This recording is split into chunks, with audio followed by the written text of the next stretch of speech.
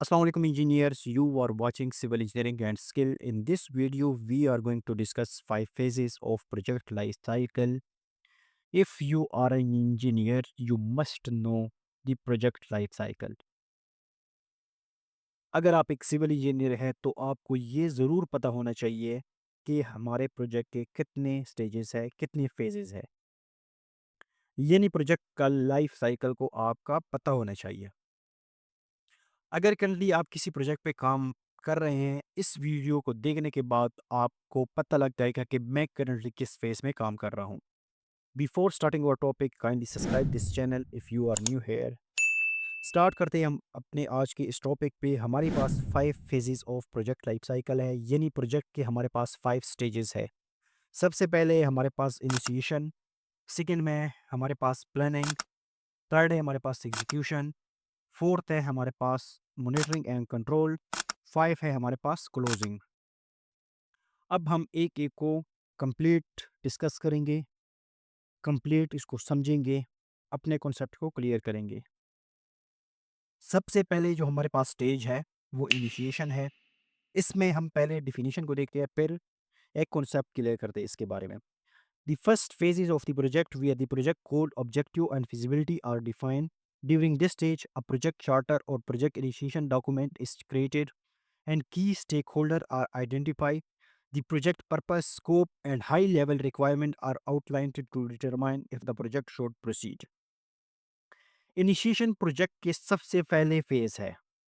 इस फेज में हमारे पास क्या हो जाता है, प्रोजेक्ट का गोल डिफाइन हो जाता है, फिजिबिलिटी स्टडी हो जाती है। फिजिबिलिटी स्टडी का मतलब ये है ना कि इसके टेस्ट हो जाते हैं, ज्यूटेक रिपोर्ट आ जाते हैं, डॉक्यूमेंटेशन हो जाती है। इसका रिजल्ट आने के बाद ये पता लग जाता है कि हम अगर जो प्रोजेक्ट स्टार्ट कर रहे हैं, क्या वो इन फ्यूचर हमारे पास ये सक्सेसफुल रहेगा या नहीं। तो इसकी फिजिबिलिटी स्टडी हो जाती है कि एक प्रोजेक्ट हम स्टार्ट कर रहे हैं, क्या वो हमें बेनिफिट भी देगा बाद में या नहीं देगा। ठीक है, इसकी इनिशिएशन डॉक्यूमेंट तैयार हो जाती है। पहले डॉक्यूमेंट जिस तरह PC1 हम कहते हैं, PC1 का मतलब है प्रोजेक्ट कॉस्ट। कंप्लीट एक डॉक्यूमेंट तैयार होता है इसका, जिसमें सब कुछ डिफाइन हो जाता है इसका। की स्टेक होल्डर आइडेंटिफाई हो जाते हैं इसमें, कि स्टेक होल्डर किसको कहते हैं, इन्वेस्टर। इसमें हमारे पास इन्वेस्टर आ जाते हैं। किक ऑफ मीटिंग हो जाती है। किक ऑफ मीटिंग किन के बीच हो जाती है, आपके क्लाइंट के बीच में हो जाती है, ओनर के बीच में हो जाती है, कंसल्टेंट के बीच में हो जाती है, कंट्रैक्टर भी इसमें शामिल हो जाता है अगर आपका किसी प्रोजेक्ट पे कंट्रैक्टर क्लाइंट सेम है। ठीक है, इसमें आइडेंटिफाई हो जाती है आपका स्कोप, हाई लेवल रिक्वायरमेंट हो जाती है। ठीक है, कि हम जो प्रोजेक्ट बना रहे हैं, प्रोजेक्ट कर रहे हैं, स्टार्ट कर रहे हैं, इन फ्यूचर क्या वो कामयाब होगा, इसका स्टेक होल्डर कौन होगा, इन्वेस्टर इसका कौन होगा। ठीक है, तो ये इसका इनिशिएशन फेज होता है। सबसे पहले इसकी किक ऑफ मीटिंग हो जाती है। ठीक है, आपस में बैठ जाते हैं stakeholder, client, consultant, contractor, owner बैठ जाते हैं और ये डिसाइड कर लेते हैं प्रोजेक्ट को हमने स्टार्ट कैसे करना है। ठीक है, प्रोजेक्ट का स्कोप डिफाइन हो जाता है, तो इसको कहते हैं इनिशिएशन। अब हम आगे चलते हैं planning phase. The planning phase is a crucial after for setting a clear roadmap of how project will be executed. Detailed plan for scope, schedule, resource, cost, quality, and risk are developed. The project team identify task, timeline, milestone, and dependencies. A project management plan is created, detail how the project will be managed, monitor, and controlled throughout the life cycle. ये इसका definition है। Planning phase में हमारे पास क्या होता है, एक clear schedule तैयार हो जाता है। ठीक है, ये प्लानिंग डिपार्टमेंट और डिजाइनिंग डिपार्टमेंट के बीच में हो जाता है, इसका डिजाइन तैयार हो जाता है। ठीक है, इसका स्केड्यूल जो प्राइमरी प्लानिंग इंजीनियर तैयार करता है, एक माइलस्टोन तैयार हो जाता है। ठीक है, कि हमारे प्रोजेक्ट की ड्यूरेशन इतनी इतनी होगी, इसमें रिसोर्सेज कौन से होंगे। ठीक है, रिसोर्सेज का मतलब ये है कि आपकी जो इक्विपमेंट है, मैन पावर है, मशीनरी है, जो हमारे पास टीम होगी, प्रोजेक्ट कॉस्ट डिफाइन हो जाती है, BOQ तैयार हो जाता है आपका। ठीक है, क्वालिटी रिस्क आइडेंटिफाई हो जाती है कि इन केस इन फ्यूचर हमारे पास अगर रिस्क आ जाए तो उसको हम क्या करते हैं, किस तरह आइडेंटिफाई करेंगे, किस तरह इसके साथ हम मिटिगेट करेंगे इसको। The project team identify task, timeline, milestone and dependency. Dependencies का मतलब ये है कि एक्टिविटीज़ जो हमारी आएगी आगे, वो किस तरह एक-दूसरे पे डिपेंड करेगी, ठीक है? Project management plan is created. Planning engineer एक शेड्यूल तैयार कर लेता है, ठीक है? वो प्रेज़ेंट कर लेता है कि इतनी हमारे पास इस प्रोजेक्ट की ड्यूरेशन है, टाइमलाइन है, 1 साल का प्रोजेक्ट है, 2 साल का प्रोजेक्ट है। और इसमें हम ये देख लेते हैं कि हमने प्रोजेक्ट को मैनेज करना है, मॉनिटर करना है, कंट्रोल करना है। तो इसको कहते हैं प्लानिंग की फ़ेज़ में हमारे पास ये चीज़ें होती हैं। होप सो कि आपको समझ आ गई होगी, बाकी डेफ़िनिशन भी आप जाके चेक कर सकते हैं इसको। फ़ेज़ 3 में हमारे पास एग्ज़ीक्यूशन। अब किक ऑफ मीटिंग भी हो गई, गोल भी डिफ़ाइन हो गए, स्केड्यूल भी तैयार हो गए, डिज़ाइन भी तैयार हो गया। अब हमने इस चीज़ को इम्प्लीमेंट करना है, प्रोजेक्ट को हमने स्टार्ट कर दिया, एग्ज़ीक्यूट कर लिया, मोबिलाइज़ेशन करनी है हमने साइट पे, टीम भी हमारी तैयार हो गई। अब वही जो डिज़ाइन हमने तैयार करना है, हम एक अब एग्ज़ीक्यूट करना है, ऑन साइट, ऑन ग्राउंड अब हमने इस पे काम स्टार्ट करना है। डेफिनिशन देखते हैं हम, during the execution phase the actual work of the project carried out, resource are allocated, task are completed and deliverables are produced. Communication among stakeholder is a key during this phase. The manager oversees the execution of the plan, ensuring that objectives are met and the project stay within scope, schedule and budget. ठीक है, अब हमने काम start कर दिया, जो design तैयार हो गया, अब एग्जांपल बिल्डिंग है, उसका डिज़ाइन हो गया, स्केड्यूल हो गया, टाइमलाइन है, अब एग्जीक्यूशन स्टार्ट हो गई, उसकी फाउंडेशन से स्टार्ट हो गई। रिसोर्स भी एलोकेट हो गए, मतलब जो रिक्वायरमेंट है, कंक्रीट है, लेबर है, मशीनरी है, जो रिक्वायरमेंट है वो भी पूरी हो गई, हमने स्टार्ट कर दिया। अब इसके में हमारे पास एग्जीक्यूशन फेज में स्टेक होल्डर अपनी टीम बिठा देती है, स्टेक होल्डर यानी क्लाइंट कंसल्टेंट बिठा देती है, ठीक है? उस प्रोजेक्ट को क्या करती है, मॉनिटर करती है, उसको आपकी के स्टेक होल्डर को, ओनर को, जो ओनर है, क्लाइंट है, उसको क्या करती है, डेली बेस पे, मंथली बेस पे, वीकली बेस पे रिपोर्ट जाती है कि आपका जो काम है, इतना काम हो गया, इतना रह गया।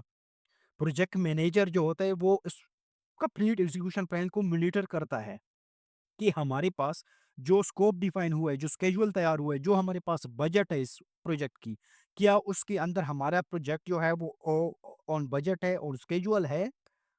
क्या हम ऑन स्केड्यूल, ओवर बजट या अंडर बजट तो नहीं आ रहे हैं? या ऑन शेड्यूल आगे-पीछे तो नहीं आ रही, यानी क्या हम शेड्यूल के मुताबिक जा रहे हैं, हम स्लो तो नहीं जा रहे हैं, ठीक है? तो ये एग्ज़ीक्यूशन में फ़ेज़ में डिफ़ाइन होती है। नंबर 4 है मॉनिटरिंग एंड कंट्रोल। अच्छा, नंबर 4 फ़ेज़ और 3 प्रोजेक्ट एग्ज़ीक्यूशन जो है ना, ये पैरेलल चलते हैं, एक साथ ये चलते हैं, ठीक है? साथ-साथ होता है और साथ में हम इसको क्या कहते हैं, मॉनिटरिंग एंड कंट्रोल भी करते हैं। इसकी हम डेफिनेशन देखते हैं।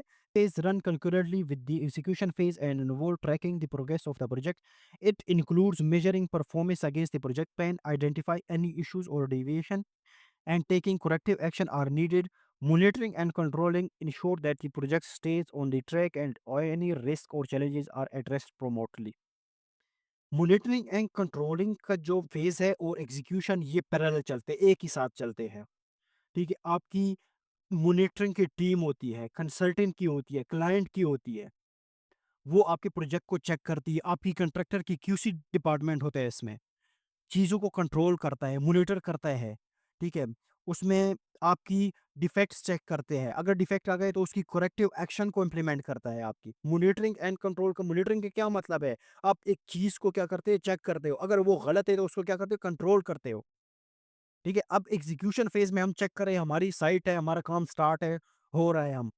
अब इसके ऊपर चेकिंग की टीम आती है, जिस तरह क्यूए/क्यूसी डिपार्टमेंट है, कंसल्टेंट का इंस्पेक्टर होता है, पीआईडी का प्रोजेक्ट इंस्पेक्शन डिपार्टमेंट होता है। तो वो आके चेक करता है, जो हम डिटेल डिज़ाइन हमने किया है, शेड्यूल के मुताबिक है कि नहीं, या डिज़ाइन के मुताबिक है कि नहीं। मॉनिटरिंग एंड कंट्रोल फ़ेज़ में यही होता है कि आपने क्या करना है, as per drawing, as per specification, as per standard, as per client requirement, क्या चीज़ें हो रही है, नहीं हो रही है। अगर हो रही है, it's okay, fine, we are good, we are going ahead. अगर नहीं हो रही तो आपने क्या करना है, करेक्टिव एक्शन देने हैं, इनको ऑब्जर्वेशन देनी है। अगर कोई काम गलत हो रहा है तो उसको आपने क्या करनी है, इस तरह क्यूसी क्या करता है, एनसीआर रेज़ करता है, ठीक है? अब एनसीआर किस तरह रेज़ करता है, अगर कोई काम गलत होगा ना तो एनसीआर, माइनर मतलब वायलेशन करता है, तो वो चीज़ चेक करती है। प्रोजेक्ट को ट्रैक किया जाता है। ट्रैकिंग मतलब ये है कि क्या हम प्रोजेक्ट की बजट के अंदर है कि नहीं? क्या हम प्रोजेक्ट के टाइमलाइन के अंडर है कि नहीं? ऑन स्केड्यूल है कि नहीं? तो प्रोजेक्ट मॉनिटरिंग एंड कंट्रोल में ये चीज़ डिफाइन हो रही है। मॉनिटरिंग एंड कंट्रोल और एग्जीक्यूशन दोनों प्रोजेक्ट साथ में करते हैं, साथ में चलते रहते हैं। ठीक है? जब ये कंप्लीट हो जाता है तो हमारे पास आखिरी जो फ़ेज़ आ जाता है ना, वो आ जाता है project close out and handing over. आखिरी फ़ेज़ में हमारे पास क्या होता है? The closing phase mark the completion of the project. Deliverables are finalized and handed over the project to the client or stakeholder. All project documents are completed and achieved. And final project review or post mortem is often conducted to assess the project success and lesson learned. The project is formally closed and contract or agreement are concluded. अच्छा, project close out में जब आपका सब कुछ complete हो गया तो आपकी फाइनल एक पंच लिस्ट होती है या स्नैक लिस्ट होती है जिसको हम फाइनल इंस्पेक्शन के भी कहते हैं। आपका क्लाइंट आ जाता है, आपका कंसल्टेंट आ जाता है, स्टेक होल्डर आ जाते हैं, कॉन्ट्रैक्टर टीम आ जाती है। एक फाइनल विज़िट कर लेती है। प्रोजेक्ट हमने ड्राइंग के मुताबिक, स्टैंडर्ड के मुताबिक बना लिया। अब हम उसको चेक करते हैं कि क्लाइंट की रिक्वायरमेंट जो थी वो पूरी हो गई। It's okay, final. अगर कोई चीज़ डिफेक्ट है उसमें तो आप कॉन्ट्रैक्टर ने वो पूरी करनी है।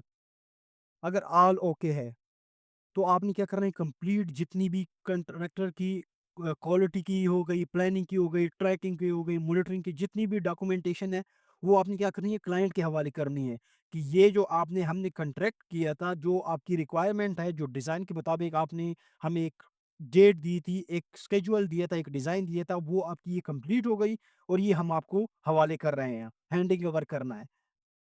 ठीक है?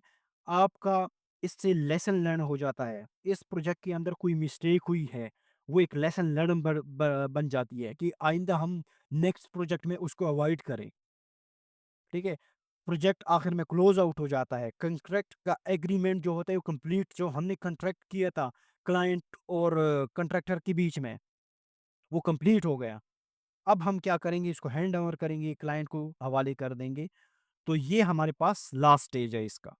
अब करंटली आप जिस स्टेज पे काम कर रहे हैं एज एन अगर साइट इंजीनियर है, एज अ प्लानिंग इंजीनियर है, करंटली आपका प्रोजेक्ट किस फेज पे है, तो होप कि आपको अंडरस्टैंड आपको पता लग गया होगा कि मेरा कौन सा प्रोजेक्ट काम कर रहा है। अगर आप एग्जीक्यूशन फेज में हैं तो समझ जाओ कि मेरे एग्जीक्यूशन और मॉनिटरिंग एंड कंट्रोल का फेज चल रहा है।